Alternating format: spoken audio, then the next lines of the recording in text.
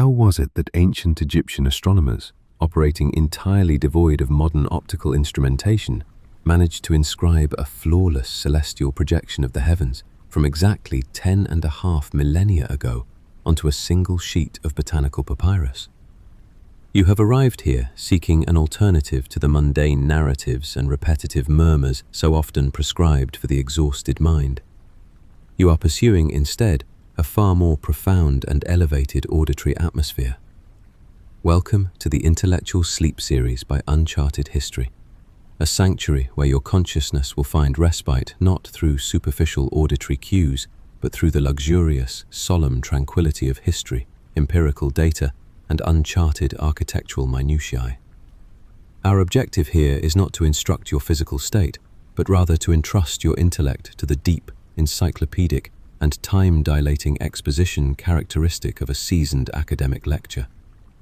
Tonight, as your cognitive faculties gracefully decelerate, your awareness will be fully immersed in a genuine, ancient, scholarly enigma.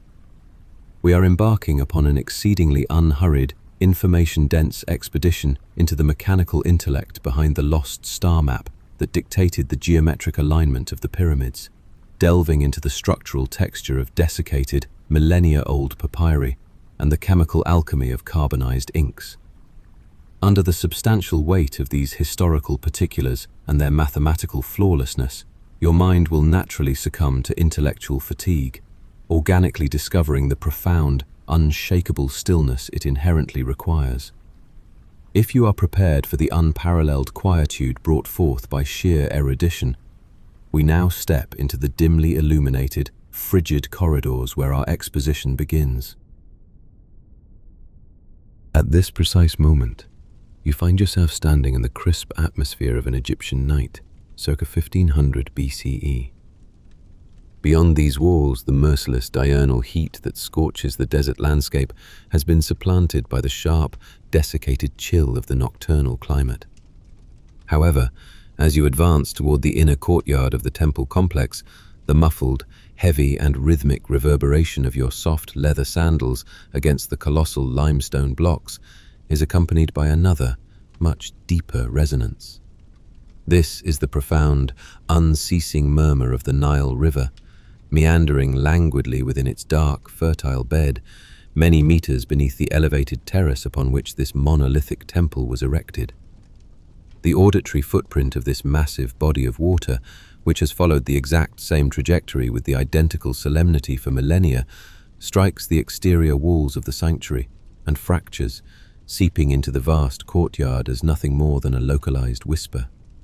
This acoustic infiltration, slipping between the colossal sandstone masonry, imparts the distinct illusion that time itself has been suspended behind these impenetrable walls. As your steps guide you toward the heart of the sanctuary, into the cavernous pillared corridor known as the hypostyle hall, you find yourself pausing, momentarily immobilized by the overwhelming magnitude and flawless mathematical precision of the surrounding architecture. Hewn from enormous blocks of sandstone, transported via barges from the southern quarries of Nubia, and integrated with hundreds of tons of Aswan granite, these pillars ascend toward the heavens, resembling a petrified forest. The shaft of each column is adorned with millimeter-perfect symmetry, bearing delicate incisions that emulate the closed buds of the papyrus plant indigenous to the Nile Delta. The monumental ceiling blocks supported by these columns, suspended nearly 20 meters above the floor, are cloaked in a meticulous reproduction of the night sky. A deep lapis lazuli expanse, adorned with 5-pointed astronomical stars, painstakingly rendered in pure gold leaf.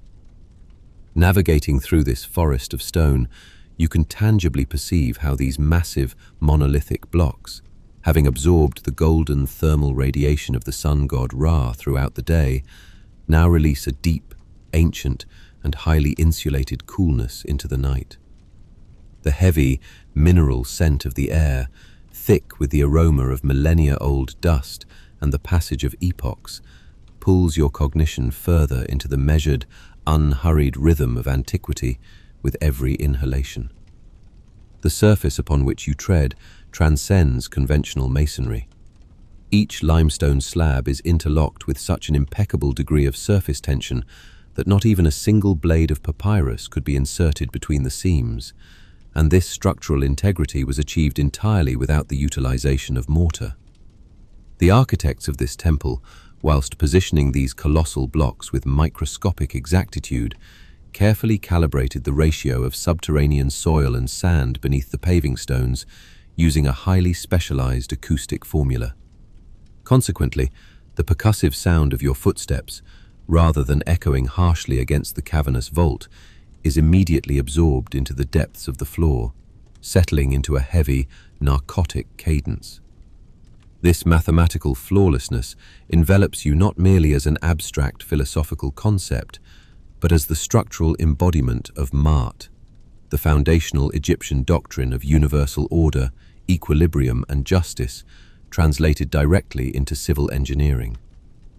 As you deviate into the dimly lit corridor at the terminus of the pillared hall, the olfactory palette of the atmosphere undergoes a sudden, yet remarkably subtle, transformation. The earthy scent of alluvial deposits carried by the Nile is now interlaced with a far more refined, aristocratic aroma. This is the sweet, non-astringent, yet cognitively clarifying resin of the frankincense tree, procured from the distant land of Punt through months of perilous maritime navigation along the African coast.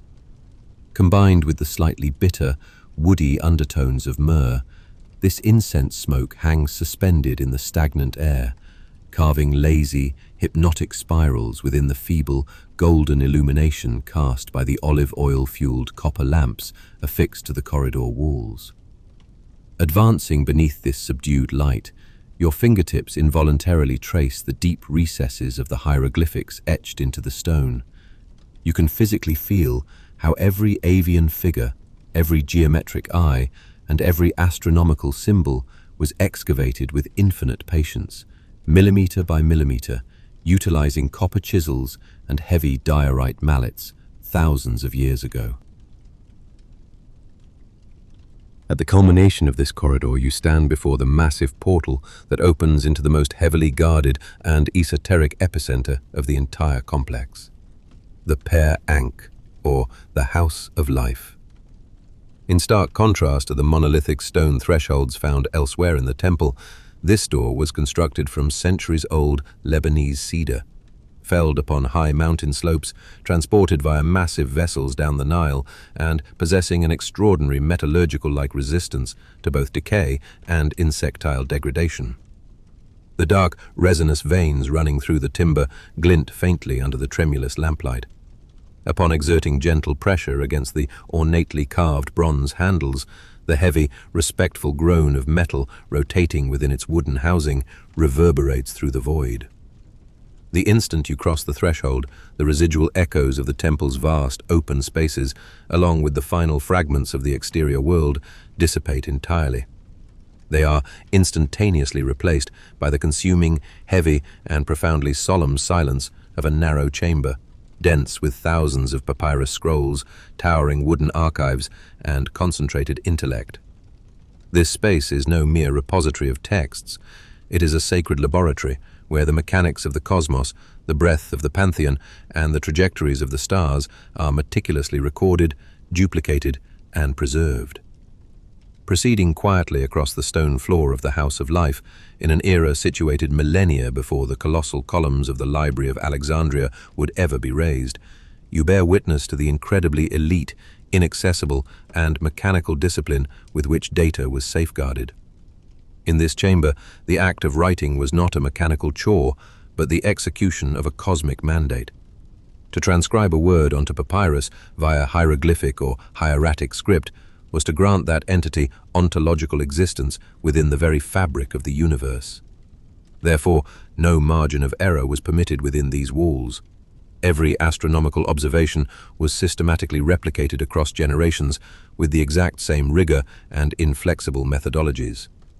The shelving units that line the perimeter of the room, ascending from the stone floor to the ceiling, are the product of exquisite carpentry, carved from a specific species of acacia wood that masterfully absorbs ambient moisture to safeguard the delicate documents within. The interior of each shelf is densely packed with thousands of meticulously rolled manuscripts, their extremities tagged with precise ivory or bone identifiers. Every single one of these texts has been tightly bound in custom-woven linen and lightly sealed with bitter frankincense oil to deter biological degradation. The ceiling is equipped with a highly sophisticated network of concealed, cross-ventilating shafts designed to facilitate the slow circulation of stagnant air without generating even the slightest auditory disturbance or disruptive draft. These architectural lungs perfectly counterbalance the nocturnal chill of the desert with the humidity of the Nile, maintaining the deep, luxurious thermal consistency of the room with absolute metric precision. The chaos of the external world, the clamor of war chariots, the cacophony of the marketplaces, remains locked behind these impenetrable stone walls, rendering it as inconsequential and distant as a dead star billions of light years away. Within this sanctuary, only an absolute stillness and the heavy, unshakable presence of empirical truth dictate the atmosphere. In the exact center of the chamber rests an expansive cedar table, its surface layered with a microscopic veneer of pure gold leaf, and its massive legs sculpted in the likeness of lion paws. Upon that table, illuminated solely by the slow, rhythmic flickering of a single olive oil lamp, lies the pale, weathered papyrus scroll containing centuries of classified astronomical data, patiently waiting in the darkness for your deliberate approach. As you slowly approach that expansive cedar table situated in the exact center of the chamber, its surface layered with an ultra-thin veneer of pure gold leaf, its massive legs meticulously sculpted into the form of leonine paws, even the heavy resonance of your footsteps against the stone flooring is respectfully absorbed by the consuming silence. Upon the table, patiently awaiting under the golden, slow flickering illumination of a single olive oil-fueled copper lamp, rests an ancient relic. This is the lost astronomical papyrus, carrying the sheer weight of millennia upon its surface, its perimeters gently eroded by the imperceptible friction of time. As your fingertips make physical contact with the cylindrical body of this unparalleled historical document, the exceptionally faint, unhurried rustle of a 1,000-year-old desiccated leaf reverberates through the stagnant air of the chamber. With bated breath, as if terrified of compromising the structural integrity of the artifact, you incrementally overcome the resistance of those brittle fibers, meticulously unrolling the scroll across the flawlessly smooth plane of the wooden table. When your visual focus narrows upon this pale, yellowish expanse situated beneath your fingertips, you register that the object before you is no mere writing substrate, but rather a masterpiece of botanical alchemy and mechanical engineering. The transformation of the delicate cyperus papyrus, a botanical specimen native to the shallow marshes of the Nile Delta, reaching heights of up to 3 meters, into a resilient parchment capable of bearing the secrets of the cosmos within this solemn archive, constitutes a highly mechanized ritual in its own right. The master artisans of ancient Egypt would execute a procedure of profound precision, carefully stripping away the rigid, verdant exterior of the plant to access the spongy, immaculate white pith concealed within. This pith was subsequently sectioned into microscopic, longitudinally uniform strips, utilizing specialized bronze surgical blades. Observing the papyrus upon the table with intense scrutiny, you can still discern the precise geometric grid system established by the artisan on that ancient day. You witness the structural lattice where the horizontal fibers were laid across the vertical substrate with absolute millimeter-perfect alignment, leaving entirely no spatial voids between the interwoven layers. Following a prolonged submersion in the mineral-dense, faintly alluvial waters of the Nile, these interlaced strips were subjected to hours of rhythmic, percussive force via heavy wooden mallets. Every successive impact of the wooden instrument against the fibrous matrix served to extract the plant's inherent cellular sap, a natural, biological adhesive thereby facilitating a molecular fusion between the horizontal and vertical strata without the introduction of any external binding agents. Following the desiccation phase, the surface was subjected to days of intensive friction using burnishing implements carved from ivory or marine shell. Consequently, the material beneath your fingertips now presents a paradoxical tactile sensation, simultaneously offering the organic texture of timber and the frictionless resistance of highly polished stone. That faint frictional drag against your skin serves as a physical manifestation of the immense, mechanized patience exhibited by the hands that engineered this substrate thousands of years ago. Leaning closer to the mesmerizing notations inscribed upon the papyrus, the hieratic script detailing the chronological regression of the celestial sphere, you recognize that the act of writing here was not an ordinary transcription, but a chemical marriage wherein matter coalesced with intellect. The scribes of the House of Life, in their pursuit of ontological permanence, formulated the chemistry of their inks from the most immutable elements found in nature. The profound, matte black nomenclature visible upon the document is not a rudimentary amalgamation of soot and water.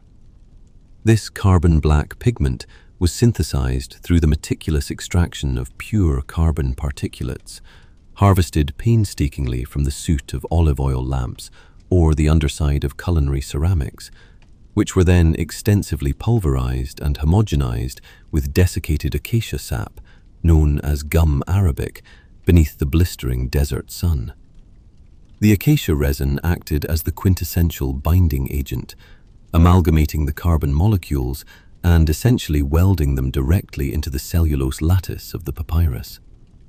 Because the elemental nature of carbon renders it entirely impervious to fading, oxidation, or chromatic degradation, these characters retain the exact same heavy, solemn obsidian depth as the day they were initially inscribed. However, the specific element upon the cartographic projection that truly captivates your observation is the array of crimson astronomical symbols and celestial markers, gleaming amidst the matte black script like sacred, cautionary beacons. This distinctive chromatic pigment was excavated from the deep subterranean strata of the Egyptian landscape. It is a highly concentrated iron oxide harvested from deposits of red ochre. The pure iron oxide earth was systematically pulverized within heavy diorite mortars for days, ground until absolutely no granular irregularities remained, and subsequently bound with water and acacia resin to manifest this sacred red ink. As the illumination from the copper lamp reflects across the surface of the papyrus, the microscopic iron particulates suspended within the ochre trap the ambient light, imparting a distinct brick red, faintly striated and deeply tactile dimensionality to the geometric lines. Upon microscopic visual inspection, you realize that while the carbon-based black ink has been completely absorbed by the porous surface of the papyrus, the iron-dense red ink rests atop the fibers, generating a microscopic topological elevation that possesses actual physical mass. The implement utilized to embed these inscriptions upon the papyrus was a slender reed stylus fashioned from Juncus maritimus, a fragile rush cultivated in the saline waters of the estuarine marshes. Yet the scribe did not sharpen the extremity of this reed with a blade. Rather, he delicately masticated the tip, utilizing the mechanical action of his own jaw to separate the botanical fibers, thereby transforming it into a microscopically fine, highly sensitive brush. Gazing upon the elegant arcs charted across the map, the ultra-fine trajectories linking the constellations, and the curvature of the numerals calculating the precessional cycle, you can mentally reconstruct precisely how the scribe maneuvered this delicate brush across the structural weave. Within the profound, heavy silence of the archive, you begin to experience an auditory hallucination. The exceptionally faint, woody friction of the reed brush gliding across the intersecting vertical and horizontal fibers of the papyrus.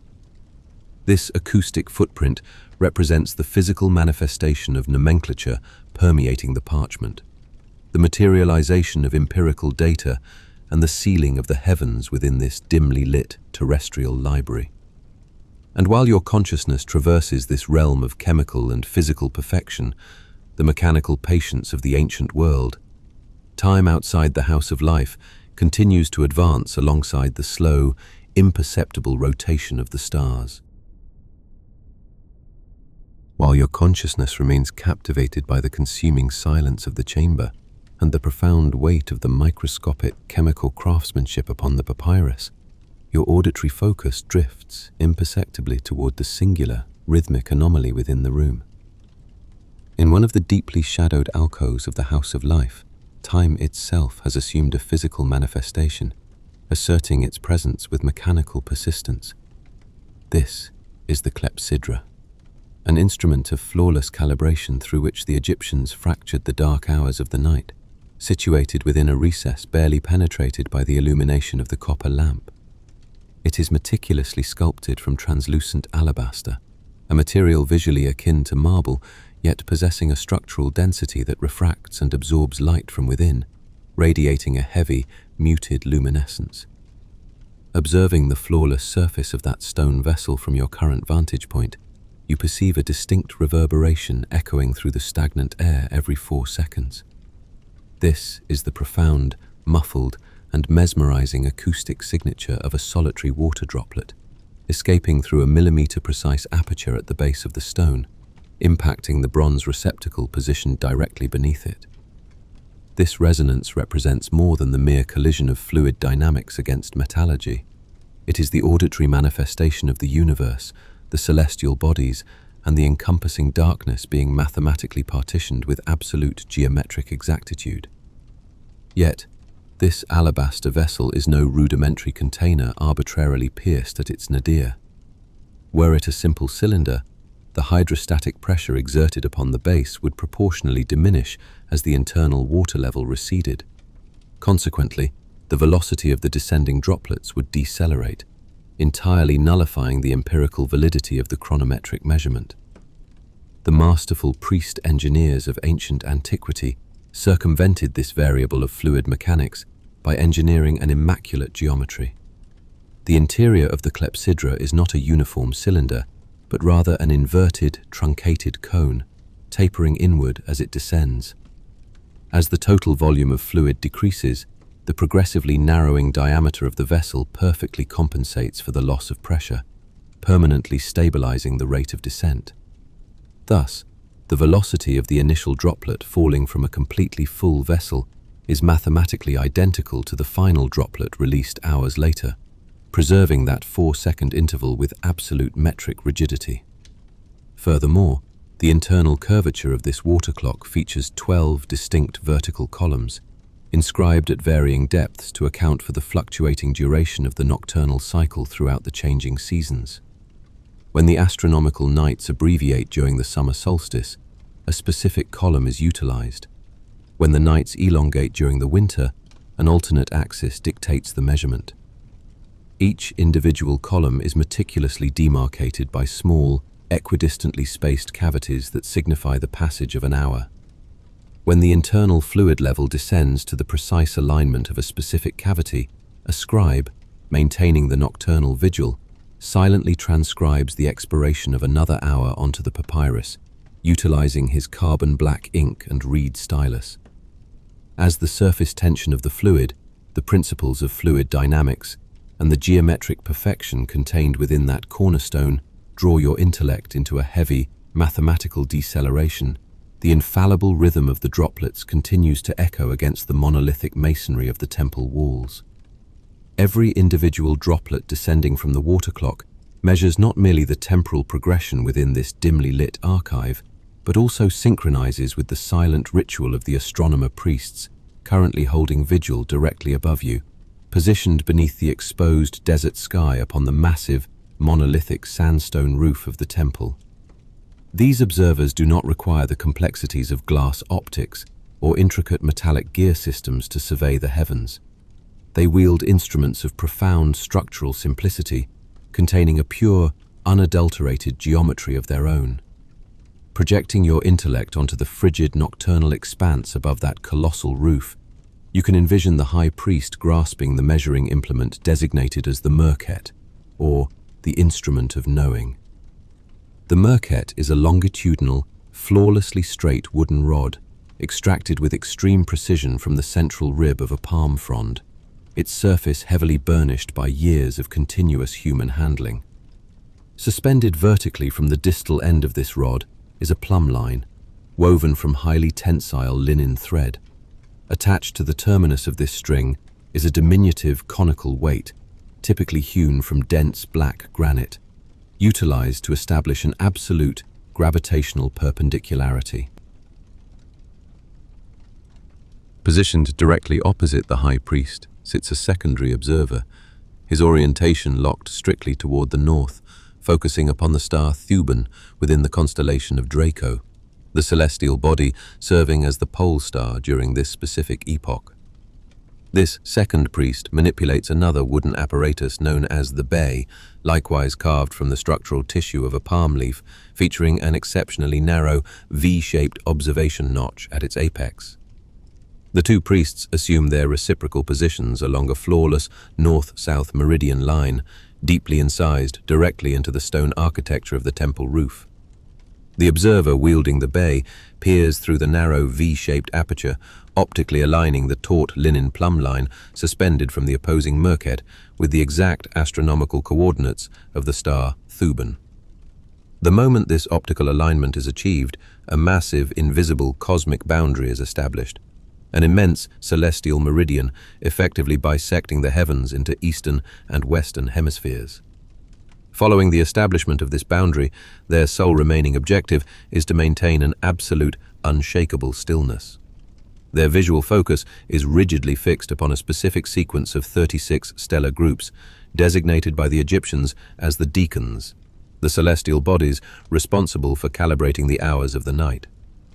Accompanied by the immense, slow axial rotation of the Earth, the targeted decan star drifts progressively from the eastern horizon toward the west, eventually intersecting that invisible vertical meridian.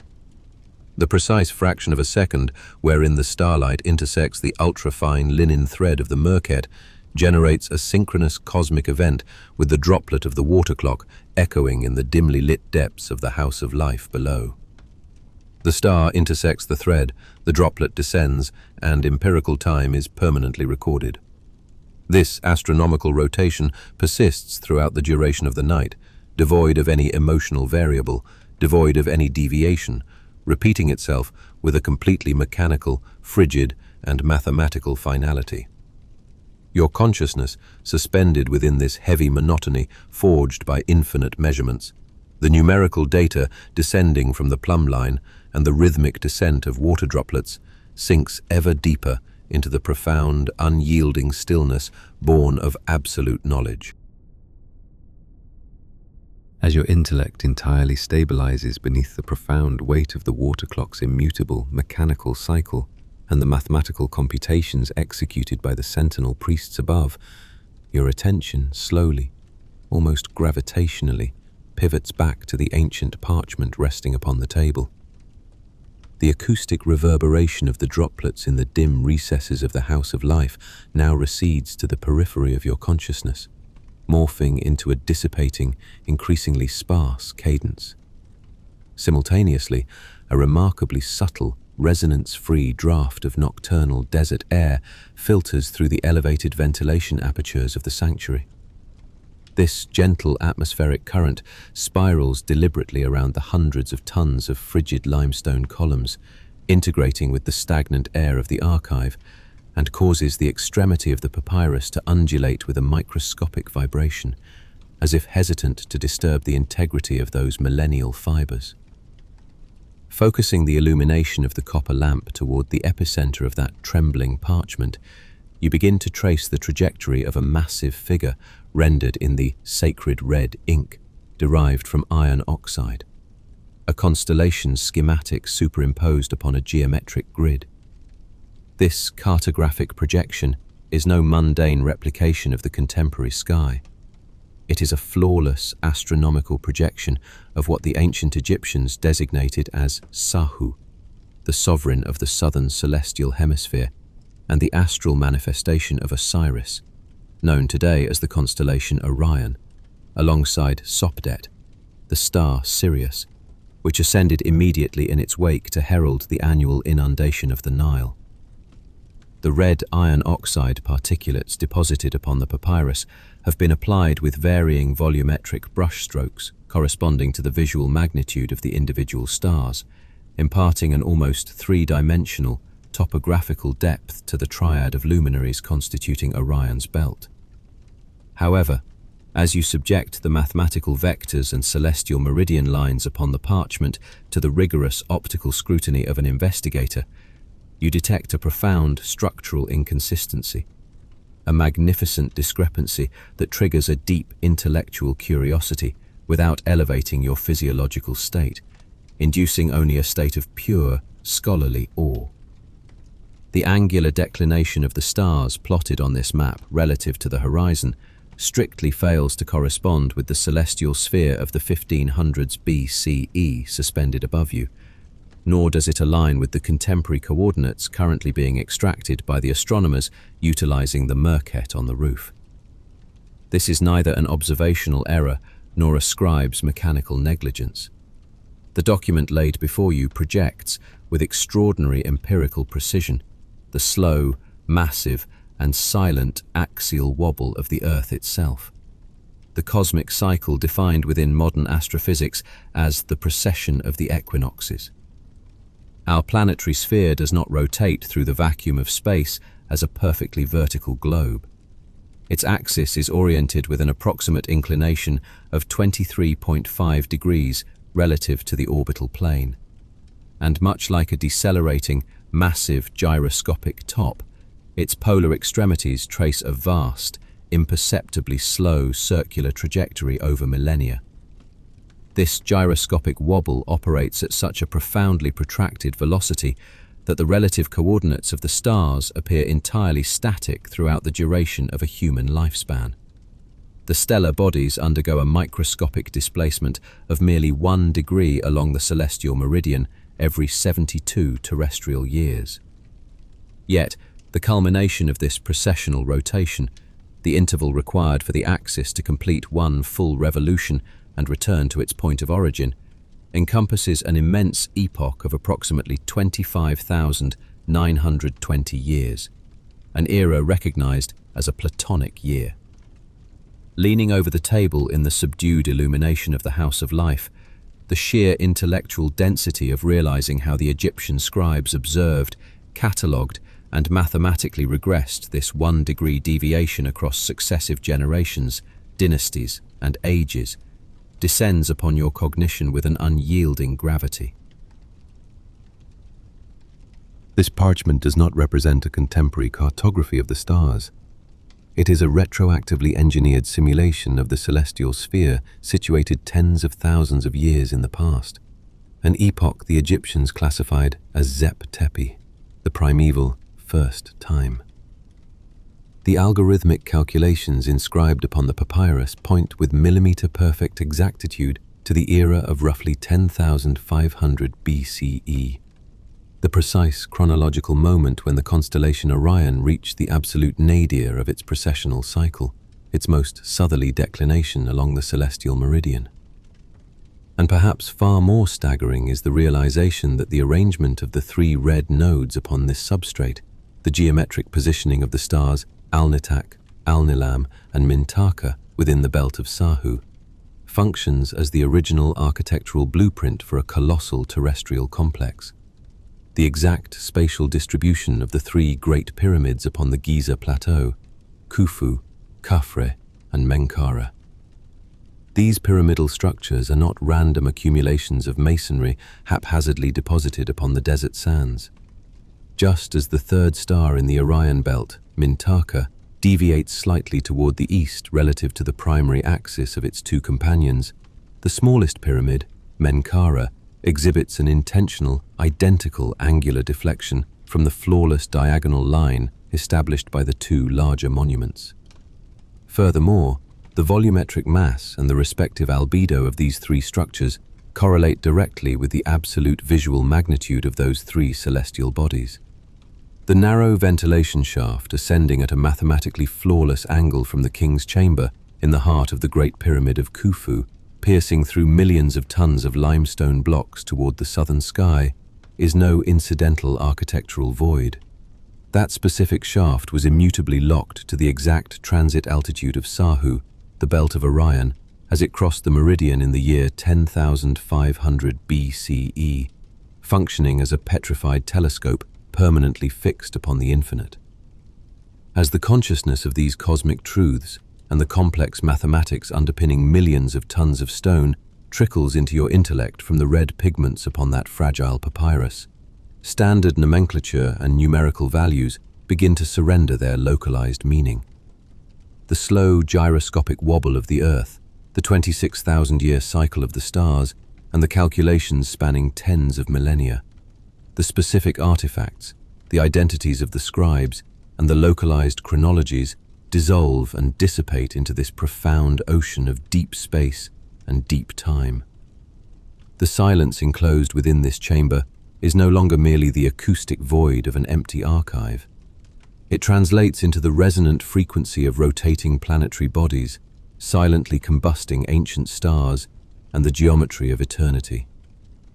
You perceive yourself not merely anchored to the stone floor of this frigid library, but suspended within the center of a vast, dark, and solemnly heavy cosmic sea. Every element remains rigidly in its designated coordinate, every principle functions with mathematical finality, and the entirety of the mechanism continues to rotate in a state of flawless, immutable order, exactly as it has for millennia. As your intellect achieves a state of profound equilibrium beneath the staggering cognitive mass of a tens of thousands of years-long processional cycle and the cosmic alignment of megalithic monuments, you register that the solemn, methodical operations within the house of life are gradually approaching their culmination. Elevated above, upon the monolithic ceiling of the sanctuary, the flawless, silent astronomical surveys conducted by the Sentinel priests utilizing their Merket and Bay instruments are methodically drawing to a close. The black granite mass suspended at the terminus of the plumb line exhibits one final, microscopic vibration before achieving absolute vertical stasis. The ultimate celestial body of the 36 nocturnal decans intersects the invisible cosmic meridian, silently transferring its temporal jurisdiction toward the western horizon. Concurrent with the completion of this astronomical rotation, the epochal parchment resting upon the expansive cedar table before you must now be returned to its centurial preservation. Drifting from the surrounding shadows, a temple scribe approaches the table with footsteps so acoustically nullified he appears devoid of physical mass. His digits interact with the delicate cyperus papyrus fibers, the very substrate upon which you just deciphered the cartography of the universe, with an almost inconceivable degree of tactile sensitivity. The process of recoiling the document is no mundane clerical task. It constitutes a highly mechanical and deeply philosophical ritual, symbolizing the hermetic sealing of empirical data against the erosive forces of entropy.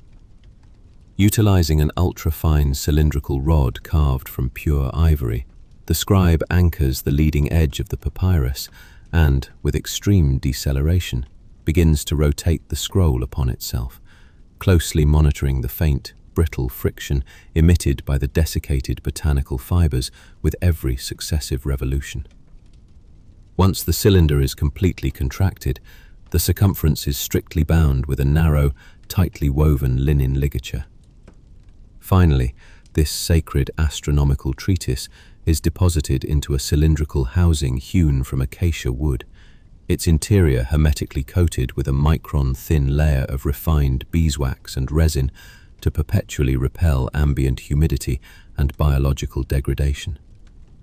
The profound, resonant impact of the wooden lid snapping into its final position serves as the philosophical seal, a declaration that the data has once again been insulated from the chaos of the external world, locked away within the unyielding confines of the absolute archive.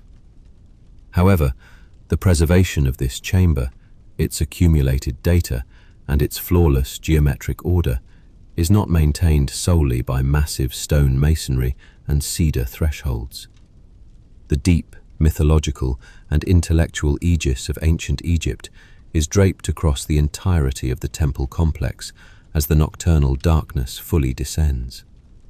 The celestial deity Nut is conceptualized as having stretched her colossal lapis lazuli form across the terrestrial sphere, acting as an infinite astronomical canopy that effectively exiles the forces of cosmological chaos to the exterior void. Within the dim, stagnant corridors of the House of Life, the solemn, protective presence of the enigmatic entity Tutu, a being rendered with the anatomy of a lion and the intellect of a human, is almost tangibly perceived. Tutu stands as the unshakeable warden of rationality and the nocturnal hours, intercepting chaotic cognitive anomalies and psychological disturbances before they can permeate the dark corridors of the mind. Within the boundaries of these stone walls, beneath the luxurious and perpetual weight of pure data, there exists absolutely no spatial tolerance for irregularity, peril, or ambiguity. Every bound scroll, every carved hieroglyph, and every calculated trajectory of the stars is maintained within a state of absolute, immutable stasis, held firmly within the unyielding parameters of universal Mart. This is the precise juncture at which the narrator, the voice of historical exposition, gradually retracts, as the vocabulary and the meticulous details fulfill their intended function, stepping aside to accommodate that heavy, deeply satisfying cessation of cognitive processing. As the volume of olive oil within the copper receptacle upon the table systematically diminishes, the braided linen cord functioning as the wick undergoes a higher rate of carbonization, dispersing an exceptionally faint, sweet aroma of combusted carbon into the stagnant atmosphere. The illumination, which previously saturated the localized space with a golden brilliance, now degenerates into a deep, trembling amber hue that rapidly succumbs to the encroaching darkness. Within the distant alcove, as the droplets descending from the alabaster Clepsydra reach the lowest chronological cavity, measuring the final fraction of the night, the temporal intervals between each impact stretch outward, adopting an almost infinite sparsity. The shadows cast by the leonine feet of the gilded table elongate progressively, expanding outward to merge with the absolute darkness residing within the monumental wooden shelving, completely dissolving all spatial boundaries. The exceptionally soft resonance of the desert current filtering through the open architectural apertures, combined with the muffled, eternal fluid dynamics of the Nile River flowing through the darkness meters below, gradually transitions into the sole remaining auditory reality. While the hydrocarbon combustion within the copper lamp inevitably ceases, the ancient celestial bodies suspended within the vacuum continue their silent, gyroscopic rotation, performing the exact mechanical function they have executed for millennia. The empirical data housed within the House of Life remains immutably preserved.